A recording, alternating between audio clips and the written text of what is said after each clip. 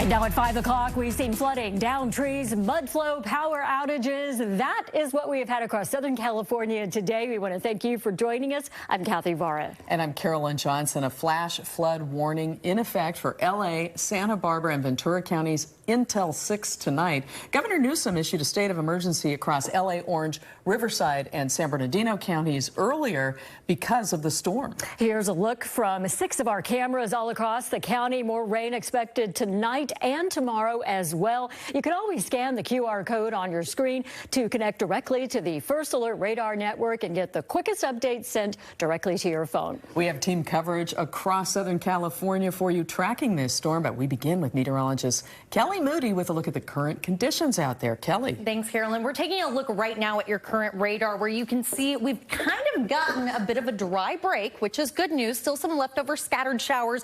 More of this moisture continuing to push into the Inland Empire along I-10 heading toward Palm Springs. Up in Big Bear, we can see some very light snow showers happening for our area mountains. But for the most part, this has been all rain, and boy, has it been busy. Now, as Carolyn and Kathy mentioned, there is a flash flood warning that remains in effect with us until 6 p.m. But even as this expires, we still have a flood watch that remains in effect through your Friday afternoon. Our flash flood warning indicating to us that there is a high likelihood that you could run into potential issues with this flooding, especially if you're out on the roadways. And of course, we're dealing with one of the busiest travel times of the year. So continue to exercise lots of caution, because even though things are going to start to break up a little bit, get a little bit drier for us, another round of rain is expected. So let's walk through our timeline here for you so you have an idea of what's to come.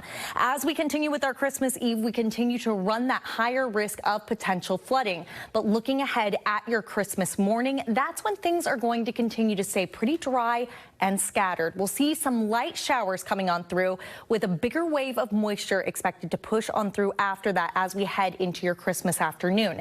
It's that wave that is expected to bring more widespread moisture, but it does stay pretty focused on the LA County area. Some spots could easily pick up an extra inch to 2 inches as we look ahead toward Christmas afternoon into the evening, and then continuing on after that point into your Friday. So still plenty of rain to come, even though we are starting to see a little bit of a break in the action. We are going to continue to track those conditions for you as we head through the rest of this evening. Again, one more look at your First Alert Radar Network. You can see again all of that moisture continuing to push on out. This is a loop from the last 3 hours. We're left behind with much calmer conditions, but we know that there's still plenty of rain to come, so we'll be tracking it for you. Carolyn, Kathy. All right, we'll see you again soon, Kelly. We're now approaching hour 3 of a full closure on the 5 freeway in Sun Valley, and you can see why. Flooding in both directions, still covering nearly all lanes there. NBC4's Tracy Leong is live there with how things are looking right now. Tracy, any better? Yeah, a lot better, Kathy and Carolyn. They're making significant progress. You can see there's these large pumps below here on the 5 freeway. And in the past 2 hours, they've been able to clear water on 2 of the lanes on the southbound side. So you can see just one of those lanes is partially covered by water right now. Both directions of the 5 freeway, they are still shut down because they are working to get this completely cleared, at least on the south side here at Lankershim Boulevard. The road started to flood early this morning. That consistent heavy rain overwhelmed the drains, and it turned this freeway into a lake. Caltrans crews had to reroute traffic at Lankershim southbound exit, and drivers then had to take surface streets before they were allowed to get back on. And cars can get on the 5 northbound side at Lankershim because it is just flooded in this section, which is right underneath the overpass. But if you're headed north before this exit, be prepared to get off at Tuxford. Drivers we spoke to, they were caught off guard, and some were stuck in the gridlock for hours. This happened 2 years ago. It gets flooded right there. And 2 years ago, the same thing. A car went in there, got stuck, and we're stuck here for a long time.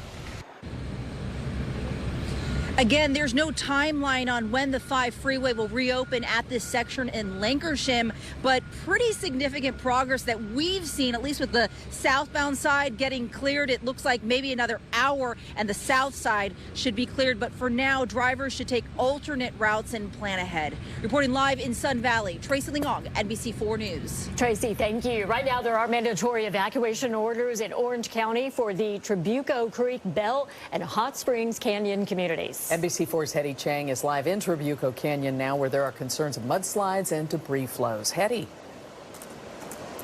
Yeah, Carolyn and Kathy, good evening to you. We just got an update from county officials here in Orange County. They tell us that those mandatory evacuation orders that we just talked about right now for Trabuco Creek and Hot Springs Canyon, as well as Bell Canyon, those are going to be lifted by 6 o'clock tonight, so in less than an hour. And the road we're standing on here, Trabuco Canyon Road, that's going to be reopened as well. But we want to talk about why there's always a concern here anytime it rains. Just up that hillside is the airport fire burn scar area. It burned 22,000 acres last year. And so you take a look at Trabuco Creek here, there's always that potential for mud flow and debris.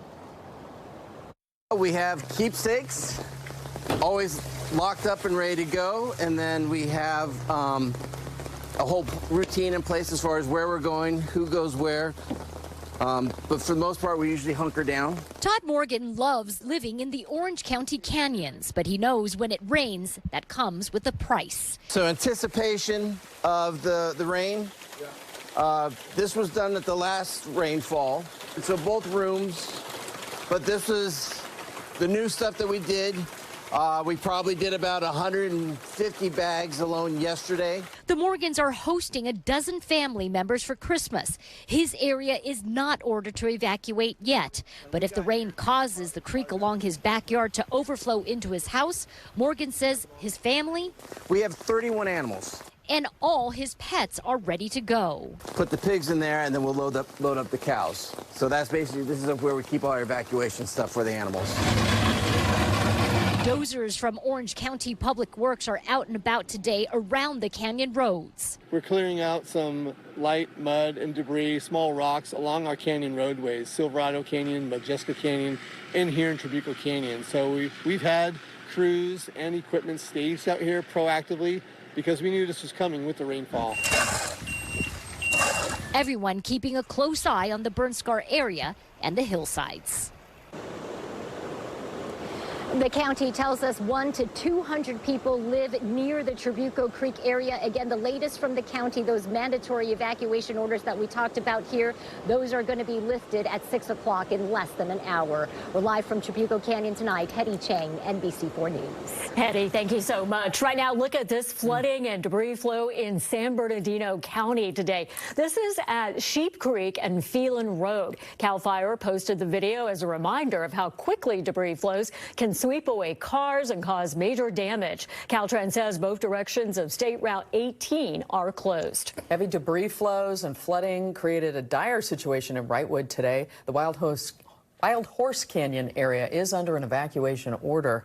And take a look at this video of mud and water flowing through that neighborhood. Cabins there partially submerged. The San Bernardino County Sheriff's Department says they have been conducting door-to-door checks to make sure residents have evacuated. And they've told everyone else in that area to shelter in place and avoid any unnecessary travel. Grocery shopping and some water. Yeah, I was hoping it would snow, but not rain, but I hope it'll stay like this the rest of the time. A reception and care center is up and running at Serrano High School in Phelan for anyone who needs a place to shelter. Then in Altadena, NBC4's Keenan Willard shows us, he's been showing us live the situation there with a store that recently reopened after the Eaton fire. It is now flooded because of all the rain. What a situation. Keenan. Yeah, Kathy, you said it. I mean, they did everything right here at Sedeka. This is a boutique much beloved by this Altadena community. They were shut down like so many businesses in this area by the Eaton fire. Took 10 months to recover, and then Christmas Eve washes it all away. This was the inside of the Sedeka boutique in downtown Altadena Wednesday. The shop flooded with water, parts of the ceiling collapsing after overnight storms. Walk in and just 4 inches of water from front to back. Sadly, I had to call her in, like overwhelming, and panic. And I was like, you have to come. The shop's owner never imagined she would be ending the year like this. In January, Sedeka was severely damaged by the Eaton fire, taking nearly 10 months to reopen its doors in November. Now it's going to take us a while to get back again, but we're going to do it, I think. They won't do it alone, though. Word quickly spread, and neighbors and strangers started showing up to help. Oh, you're so sweet. Like Eric Jackson, who was visiting family in Altadena for the holidays. It's about giving back, and Altadena's gone through a lot. I've gone through a lot, my family, my friends. Sedeca's owner says most of their products and furniture were damaged, and the building will have to be repaired once again. But with a resilient community behind them, they're optimistic. I'm blessed in a way, weird way, to have that support from our community, our customers. Yeah, one of the reasons Sedeca's owner says this hurts so much is she had her heart set on being open next month in January to stand with this Altadena community and mark that 1-year mark since the Eaton fire. They say they're going to do something to be able to really stand with the community and commemorate that date so important in Altadena's history. Here in Altadena, Keenan Willard, NBC4 News. All right, thanks, Keenan. And we've been asking you, our viewers, to send in your weather videos. This one is from Tara Turner. It shows rain this morning in Playa Vista. She captured this near Jefferson Boulevard and Centinela Avenue. You can share your videos with us by scanning that QR code there on your screen. Then you'll just hit the link that says, send us your storm video.